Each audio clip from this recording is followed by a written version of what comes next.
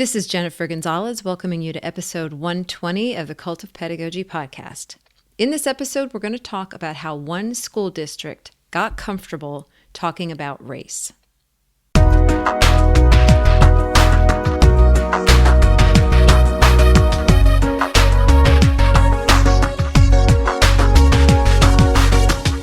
When it comes to improving the way we serve diverse populations, most schools have been throwing a whole lot of stuff against the wall to see what sticks.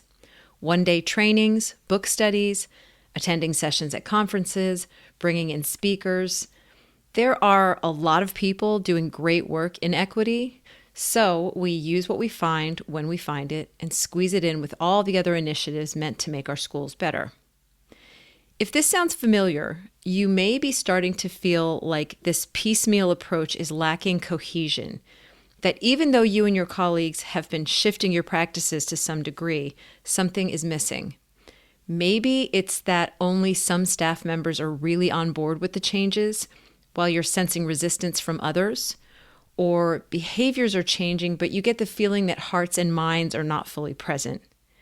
Or it could be that you're addressing some equity-related problems, but not in a consistent way across the board.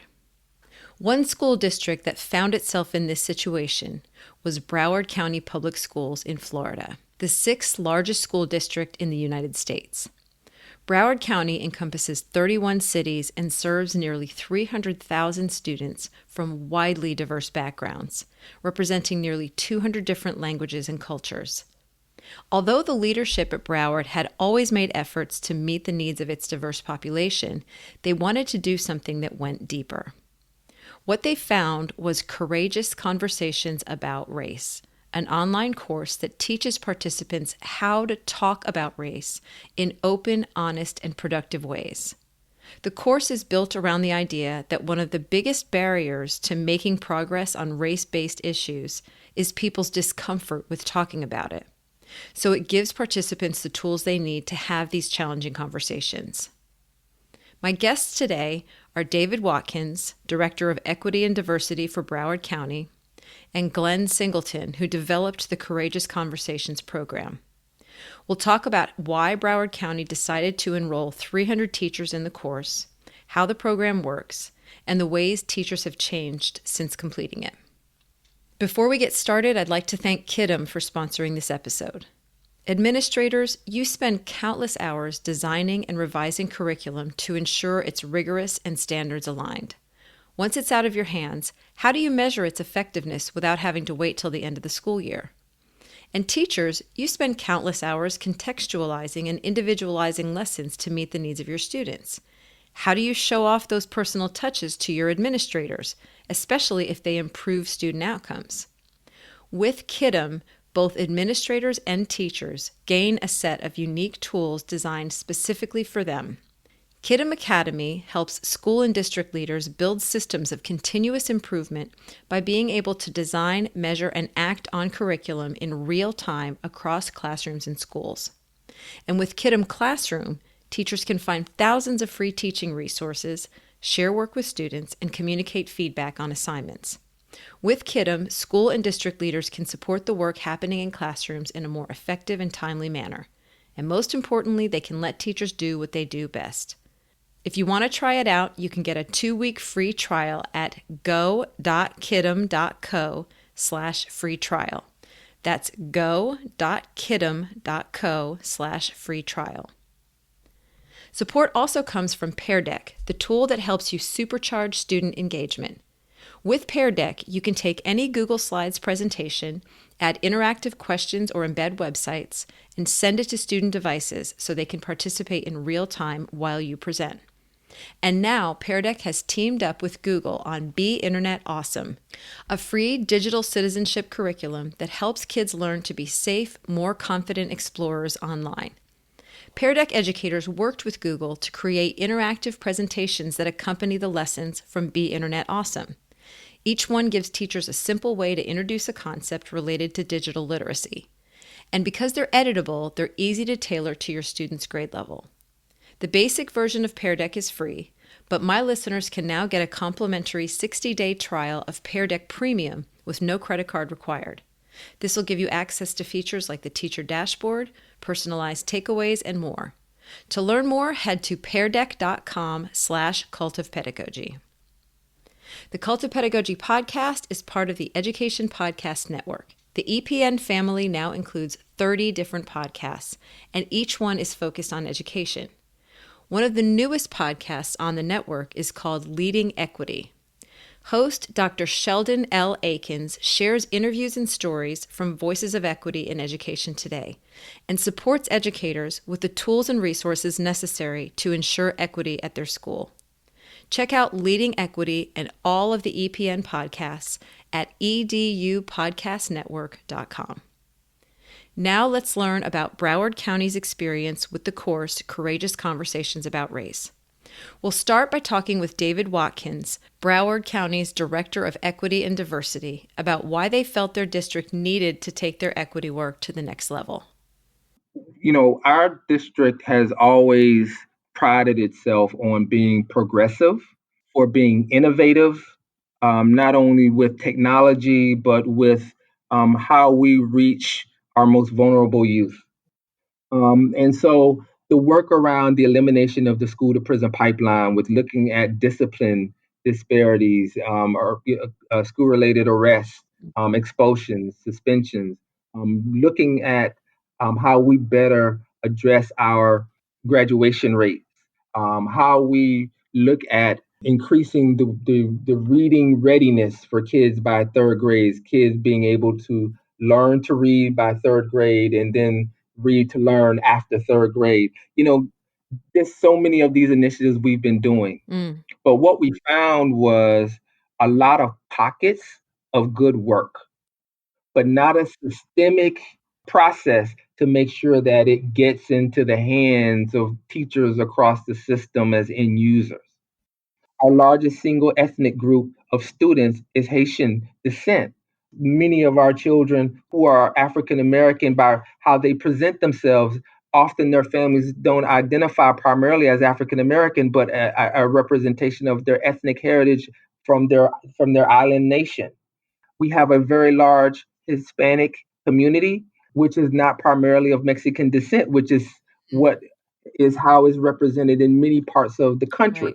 Right. Many of our Hispanic students are from South America, other parts of Central America, Cuba being one of our larger groups, but not really exclusively a singular nation, Right. but many nations, Venezuela, Colombia, Argentina, Brazil, a lot of variety in our makeup. So when we looked at our community, our student populations, our families, and then those who are leading the education, what we found was the teachers and the leadership weren't connecting very well with the community. When we looked at our teaching staff, we still had high numbers of what I would term mainstream American educators. Many of our educators are from the Northeast Corridor, but they identify as white American, which is our largest teaching group. Many of our Black teachers still identify as American-born Black teachers, but many of our student populations and many of the communities that our schools serve don't identify those 2 groups as their primary ethnic racial identifier. And so what we were finding were educators struggling to understand the populations that they were serving and how to apply some of the policies and practices that we were implementing that were good and well intended, but were not real well communicated. So this was the pockets of sort of progressive programs that you were putting into place. You found that there was not a sort of philosophical, like deep connection that was connecting all of those together, and that's where you wanted to go to the Courageous Conversations course. Yes. In 2016, kids were seeing a lot of images through social media, television that had a lot of conversation at the dinner table and a lot of conversation in the courtyard at school and found their way in the classroom, whether it was around racial profiling and police involved shootings, whether it was the political rhetoric that was taking place, whatever it was, there was a lot of conversation. Yeah. And educators were struggling with how do they allow this very important, rich conversation to take place in their rooms, but not make themselves vulnerable to a misstep in communication and potentially cause them their reputation, their job, or what have you, whatever fears they had. Right. So we didn't want teachers shutting down from allowing kids to have this conversation. Right. And a lot of educators are afraid to even go there at all. They'll just say, don't even let it come up at all. Right. So Absolutely. this is teaching them how to conduct those conversations with students and also with each other. That is correct. Okay. Okay. So Watkins and his team turned to Glenn Singleton, whose book and course, both called Courageous Conversations About Race, help teachers learn to get more comfortable talking about equity specifically through the lens of race. Because the subject matter was going to be tough for many, the leadership at Broward offered all participants a stipend for taking the course, and 300 educators from across the district enrolled. I talked with Glenn Singleton about the course, the approach they take, and how it's different from a lot of the diversity training that has come before it. We started by talking about resistance, how some teachers feel that they don't need to be talking about race, either because they don't personally feel it's a problem for them, or because they believe the population they serve doesn't need to have that conversation. There is some institutional, cultural sort of disenfranchisement and resistance to the topic of and to exploring racism and how it impacts student learning. And so I understand that. We are socialized into a society that creates distance for many of us from the topic. Racism is indeed a global, a societal, a national issue. And so the question then remains for us, what part of this issue am I going to take on? Right. And so rather than seeing this as individually targeted and seeing this as a my problem or a your problem, it's an our problem. Mm-hmm. And it's not until we unite and figure out, what part of this can I engage in, and how, in fact, can I make sure that the racial biases that are throughout our society aren't finding their way into my own mindset and belief and my own practice. Just as a follow-up to this, I also think that there are some teachers who happen to teach in almost entirely white school districts or Mm-hmm. largely white. And I have sometimes heard, even with student teachers that I work in, when the question comes up, how are you addressing diversity in your lesson? And I've seen them write down, I have all white students, so this isn't an issue. So does this conversation also pertain to teachers who are teaching in largely white districts? Absolutely. And the first part of the question of how oftentimes white educators feel a bit of resentment that they have to explore these issues or are called to explore these issues.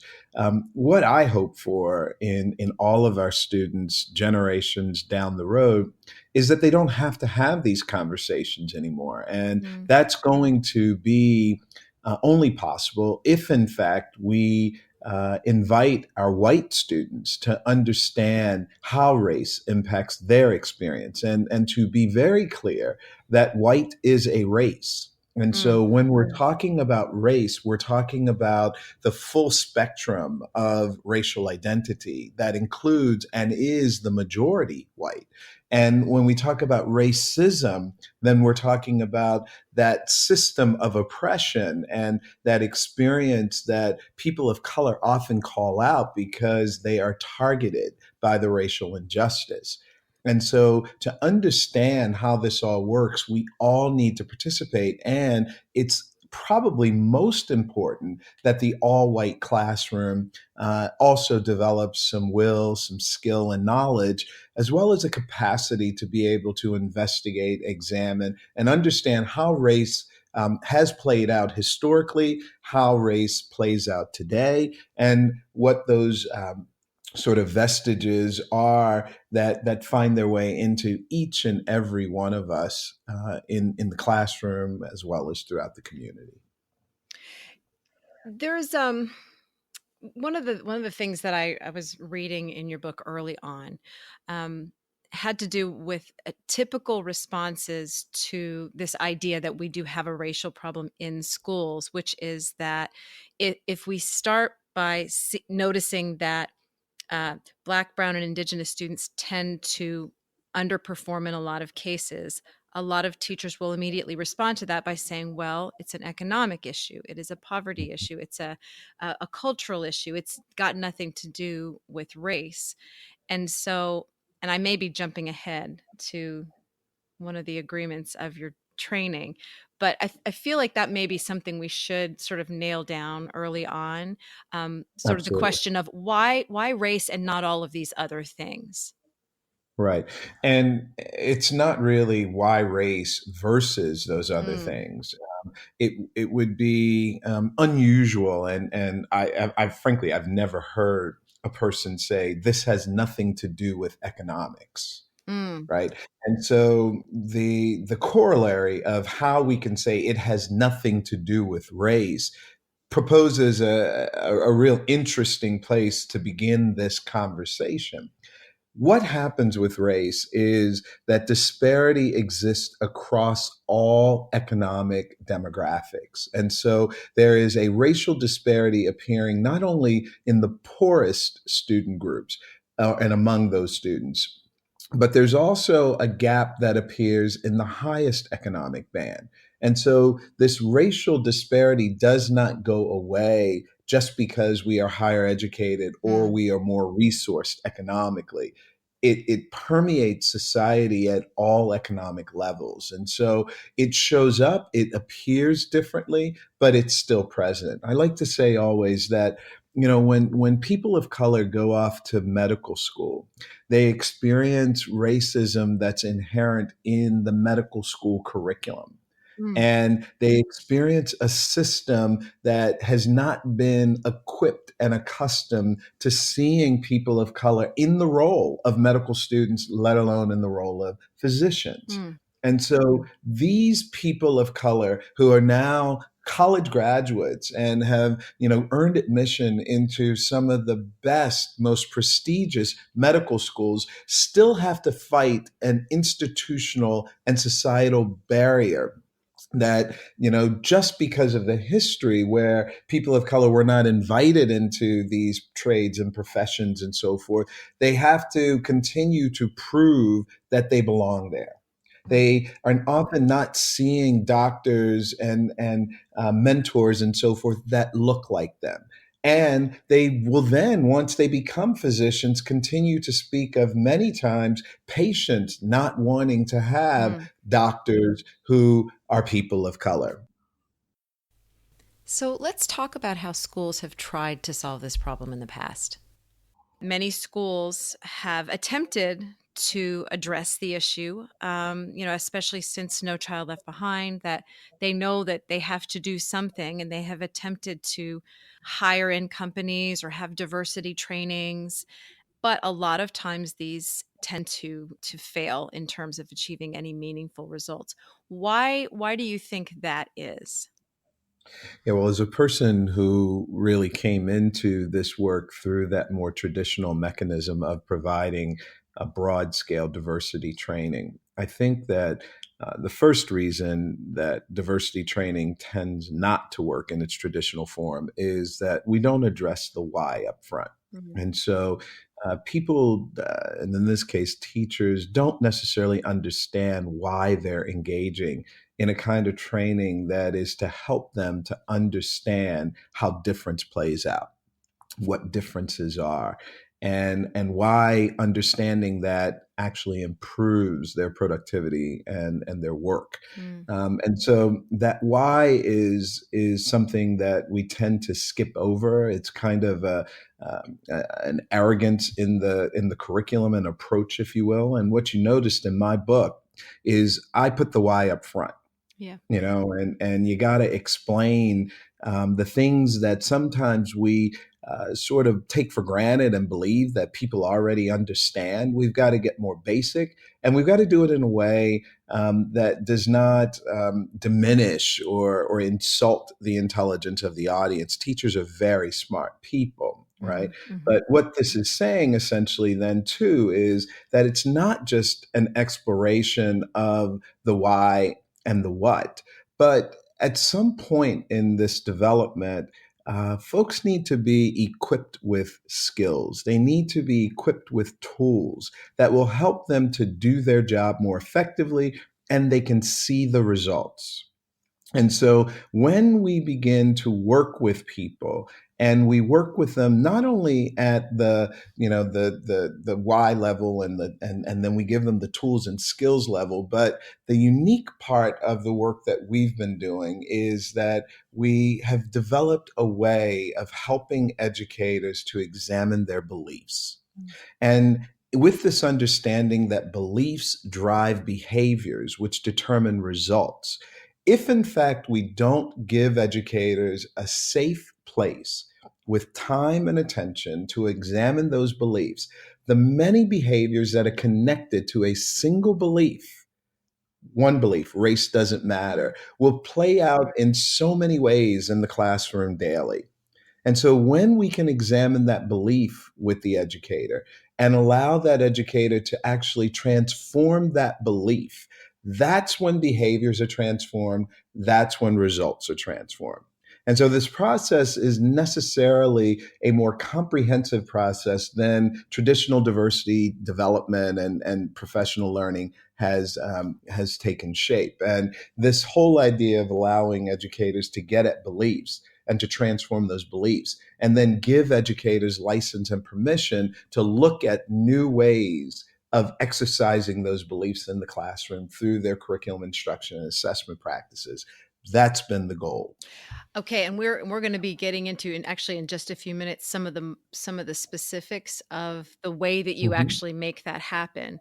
So Mm-hmm. before we leave the topic of other typical diversity trainings, is there anything you can think of sort of off the top of your head that you've seen, or maybe even in an earlier life of yours, you even delivered this as part of those types of trainings, that is just a real typical feature that just does not have any impact at all, but we see it all the time in these kinds of diversity trainings? Absolutely. The uh, Sometimes there is such a desire to have people sort of coalesce at the end of this experience, and kind of have it's been cliche called the kumbaya Mm-hmm. moment, Yeah. right? And unfortunately, that is synonymous with this idea of let's agree to disagree, Hmm. right? And the problem with this, when we start talking about identity and diversity and equity and inclusion, is that we have these discussions and we are focused on this kind of professional learning and development because we're really talking about systems of power. And if we don't interrogate and dislodge those systems of power that are inequitable right now, an agreement to disagree leaves that in Mm. place. And so sometimes the desire to get to the warm and fuzzy moment is in fact our greatest liability. It's what causes us to not get at the imbalance that's playing out every single day in that interaction between teachers and students. When I think about sitting at these types of trainings, to me, there's a very strong sense in the room that there are right things to say and that there are wrong things to say.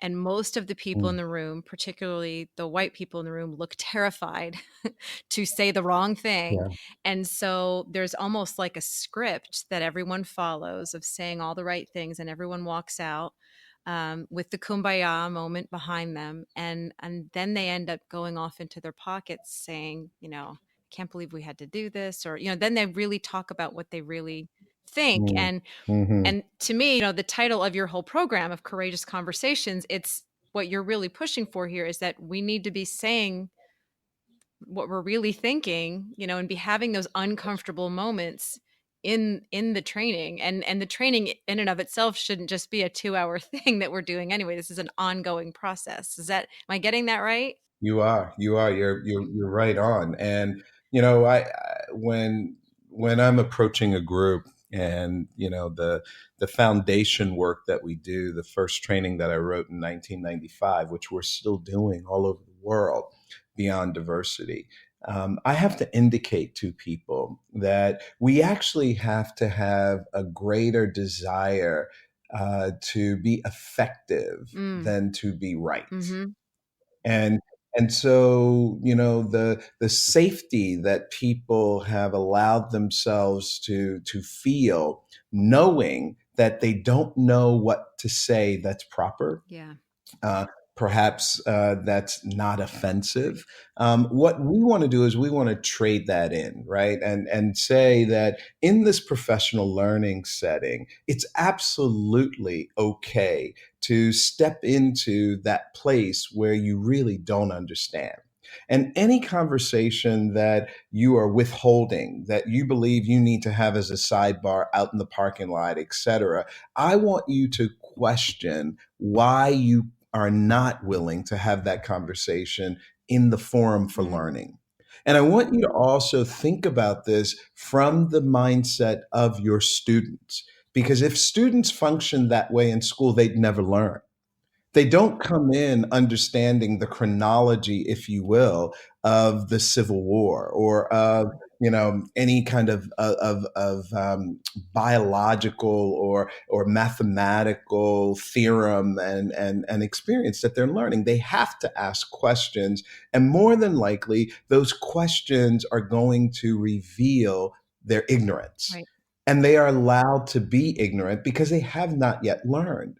And so, if we can accept then that there is nowhere in the development of teacher preparation that our educators have actually learned how to be effective in negotiating race, understanding racism, and looking at how that applies to their daily lives, then we have to give them that experience. And yes, indeed, it's a problem that this is the first time that they're getting that experience while they're in practice, but we've got to do it better late than never because our students require this.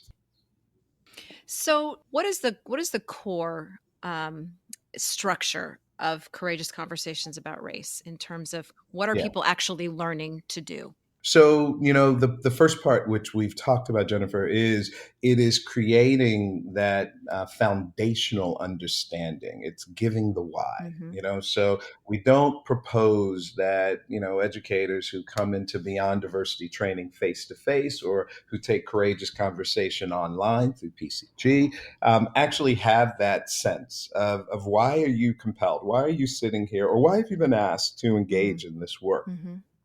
The next key piece of this is to give the educator a tool. And so courageous conversation is a protocol for having an interracial and intraracial conversation about race. And so that tool enables educators to start at the personal space where their highest level of expertise exists. And our theory of transformation here is that when we actually are transformed in our beliefs and behaviors at the personal level, we take those transformations into our work. And so having educators go through a personal journey using the protocol to unpack their own experiences, their own understandings, and frankly, their own lack of understandings about race, then enables them at the end of the course to apply those understandings to what they are expert in, which is their classroom practice or their counseling practice or their other aspect of administration or teaching in the system. So this is the reason it's 50 hours and not just a 2 to 3 hour PD after school, because that Exactly. process is not simple. It's not necessarily linear. And it's also, Exactly. it can be emotional.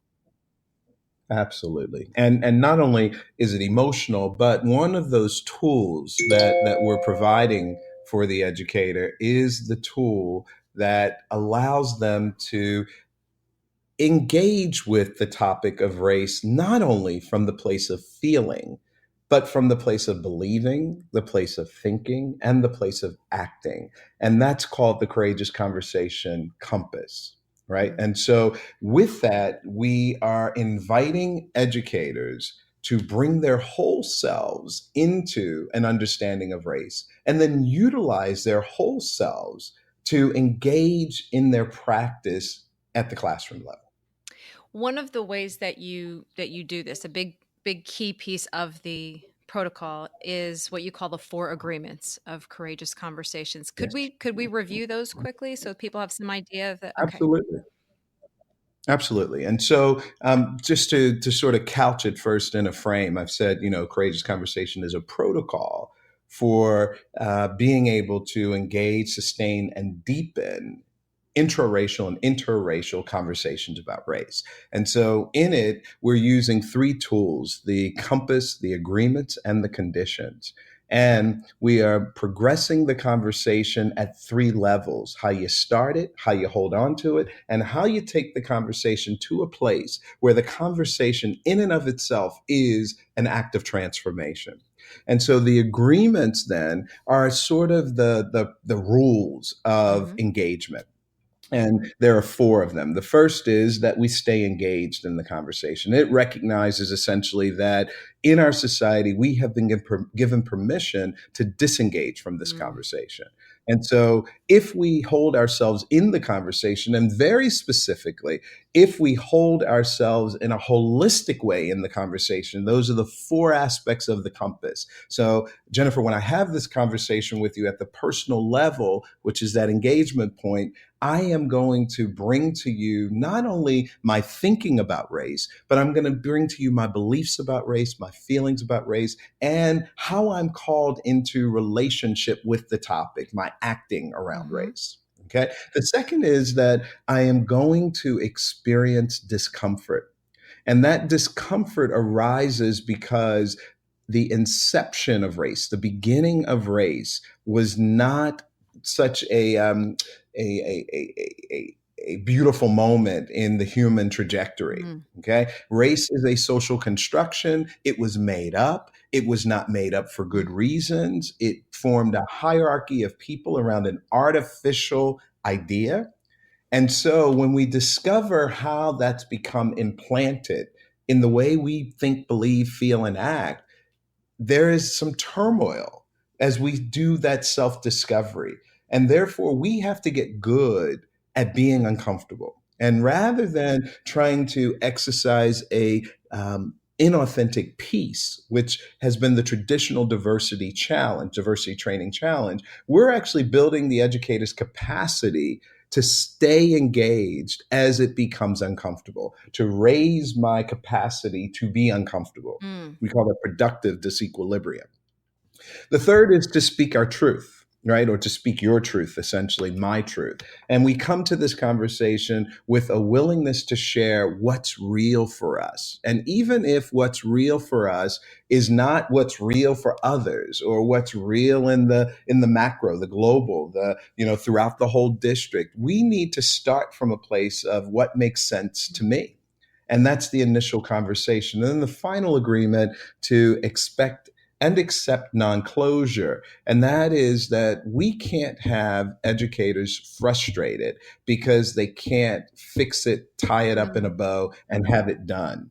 Right? It's something that is still persistent in our society, even as Broward makes these tremendous leaps forward in terms of addressing race and having educators who have this agility with the topic. There is still a challenge that we're facing at the larger level. And so we need to be able to stay engaged, even though the final solution isn't yet in sight. One of the insights that I gained, or something that was kind of an epiphany for me in reading about that discomfort, is that I often think of it in terms of the white experience, that I know a lot of white people want to push away conversations about race. They say those conversations just divide us. And one of the things that I saw repeated in the discussion of discomfort in your book was that there's a lot of personal risk and discomfort for educators of color in these conversations too. There's the risk of looking angry, or if you can talk a little bit about that too, about that discomfort from that perspective.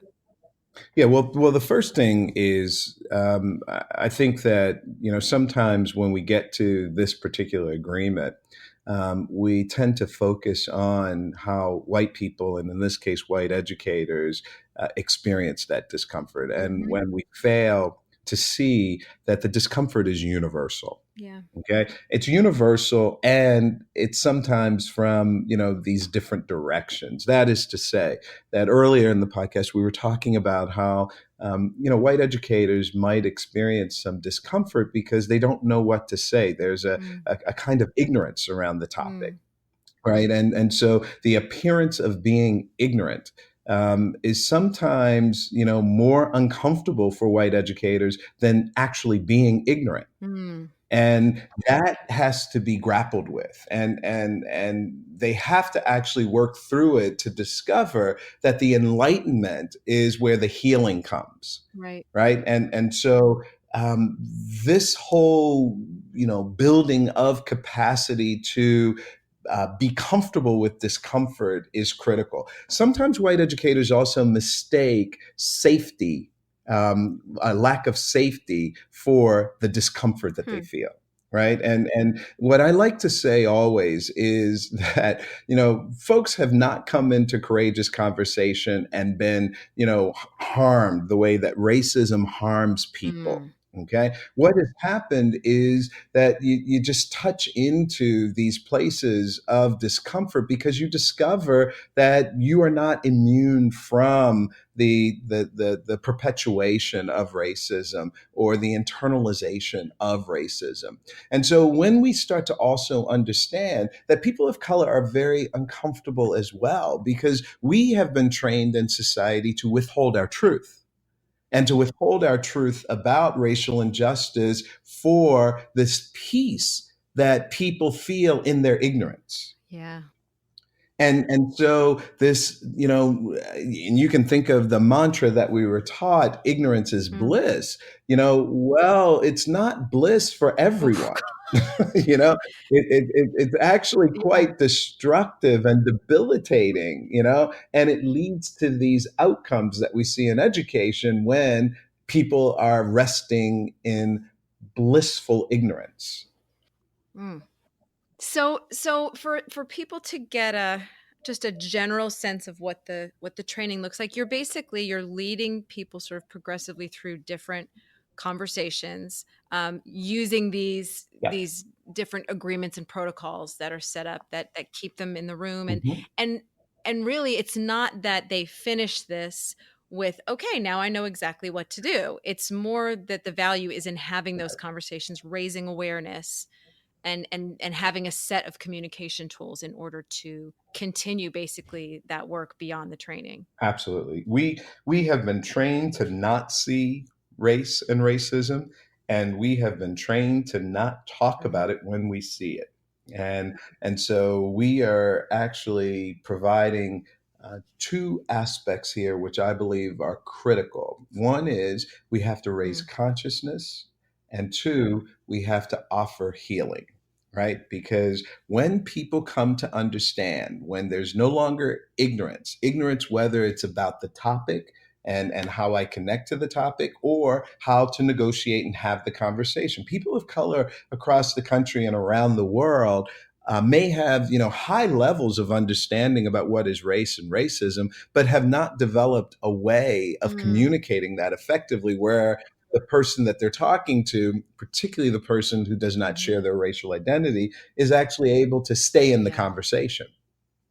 And so, we see the tools as the healing aspect. And the revealing of how race plays out from the personal level is the consciousness raising piece. And so that is, what's going on in this training. And it is step by step. It is carefully engineered so that wherever you enter is perfect.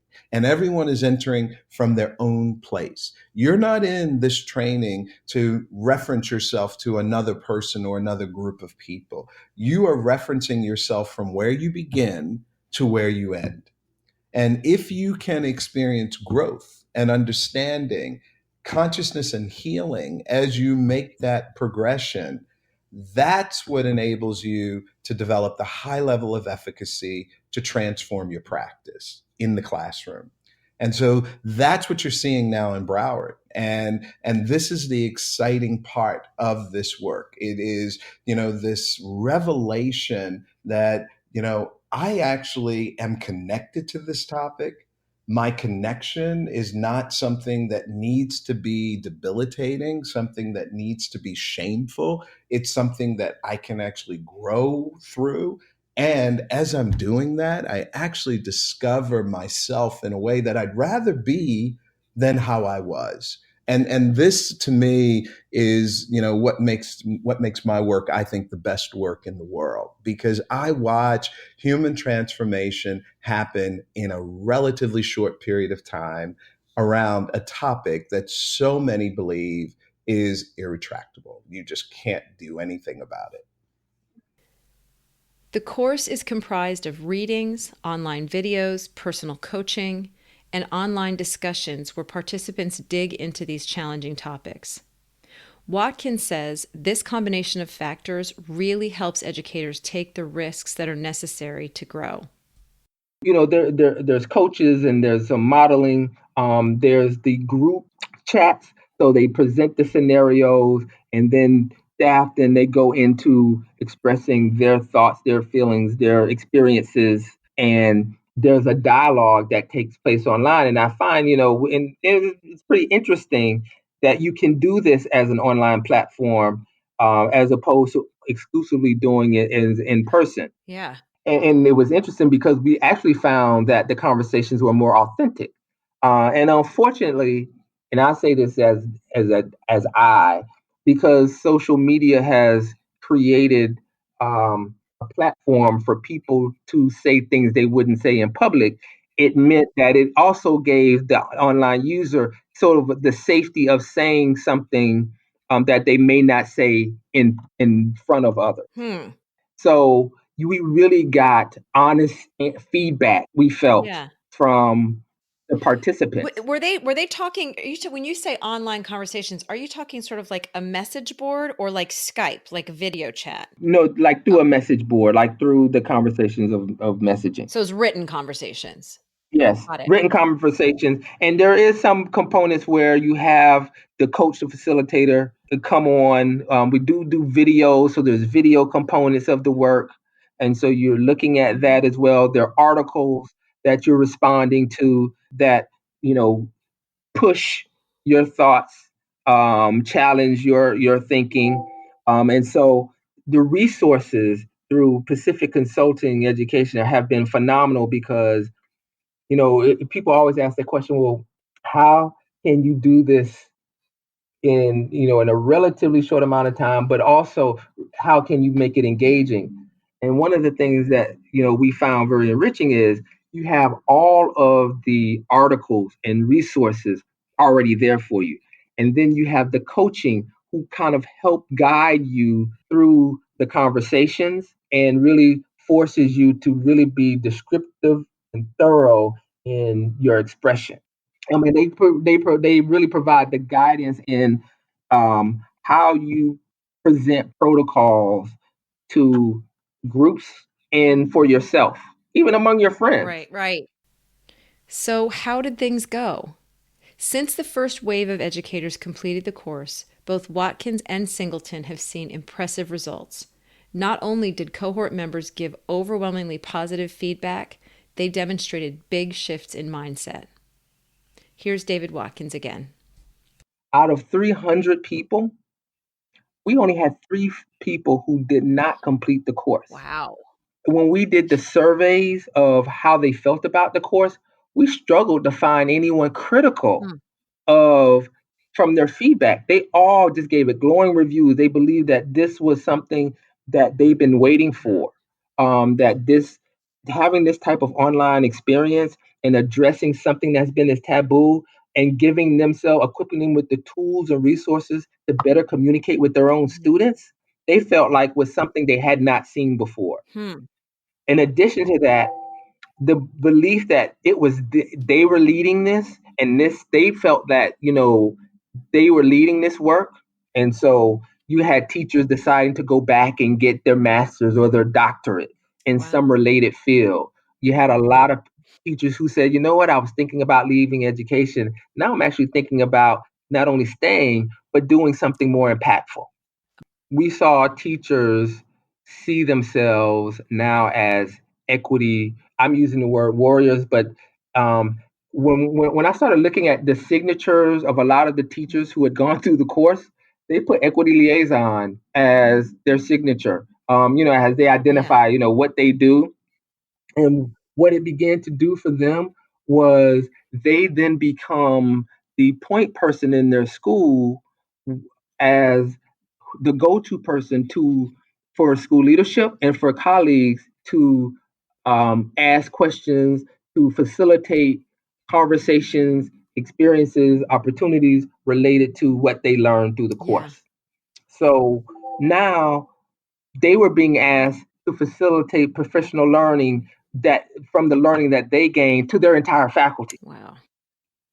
Along with that work, the teachers had wraparound support while they were taking this class in culturally responsive teaching and foundations of equity that we were doing at the school level, at the district level. So we were providing information and training around Mhm. some of those components, as well as thing as reorienting them to our school discipline matrix. Mhm. We were reorienting them to our students with disabilities Mhm. and our English language learners, because many what we learned. So now that they're becoming more self-aware and more locked into what happens not only in their classrooms with their kids, but in their school as a whole, they were coming back to us going, I realize that we have X number, we have all of these students that don't speak English as a first language. And when I started asking what type of strategies are we using in the different classes, no one could answer that question. And so now they're talking about it from an equity issue. We also began to talk about the history of the communities where they live. Mhm. So I told you earlier about, where many of our teachers that are teaching in our system come from the Northeast corridor, or they're not from the community where they are working. Right. And we began to do more work now around the history of those communities. And there were lots of surprises for our educators, Mhm. and that they begin to make connections about why certain communities were disengaged or why other communities were particularly passionate about something that you might think is pedestrian, like the name of the school. Hmm.